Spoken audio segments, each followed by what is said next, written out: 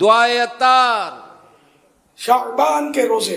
اے عاشقان رسول، ماہ شعبان المعظم کی عظمتوں پر قربان، اس کی فضیلت کے لیے اتنا ہی کافی ہے کہ اللہ کریم کے پیارے پیارے آخری نبی مکی مدنی محمد عربی صلی اللہ علیہ وآلہ وسلم نے اسے شہری یعنی میرا مہینہ فرمایا. ام المؤمنین حضرت بی بی عائشہ صدیقہ رضی اللہ عنہا نے ارشاد فرمایا، حضور صلی اللہ علیہ وآلہ وسلم کا پسندیدہ مہینہ شعبان تھا کہ اس میں روزے رکھا کرتے، پھر اسے رمضان سے ملا دیتے.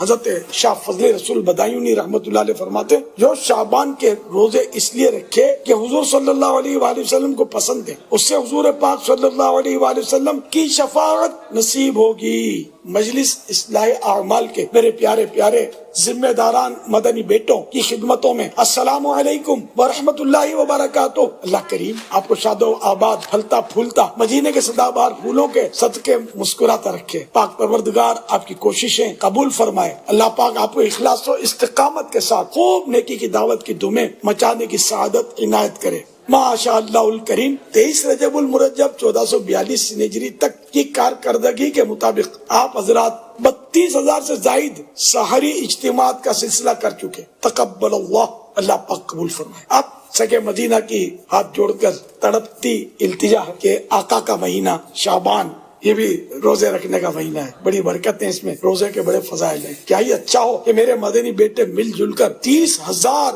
سحری کے اجتماعات پاکستان بھر میں کر لیں. کم از کم 30,000 سحری اجتماعات. ہمت کریں گے تو سب ہو جائے گا انشاءاللہ. اٹھ باندھ کمر کیا ڈرتا ہے، پھر دیکھ خدا کیا کرتا ہے. میری امید کی لاج رکھیے گا، انشاءاللہ ایسا ہی ہوگا. یا رب المصطفیٰ جل جلالہ و صلی اللہ تعالی علیہ وآلہ وسلم، میرا جو مدنی بیٹا اور مدنی بیٹی شعبان شریف کے مہینے میں سحری اجتماعات کی تیاری میں کسی طرح بھی حصہ لے، اس میں شرکت کرے یا دوسروں کو شرکت کروائے، اسے قیامت میں اپنے پیارے پیارے آخری نبی مکی مدنی محمد عربی صلی اللہ علیہ وآلہ وسلم کی شفاعت نصیب فرما، اور اسے بار بار مکہ مدینے کی حاضری عنایت فرما، اور اس سے ہمیشہ ہمیشہ کے لیے راضی ہو کر بے حساب بخش دے.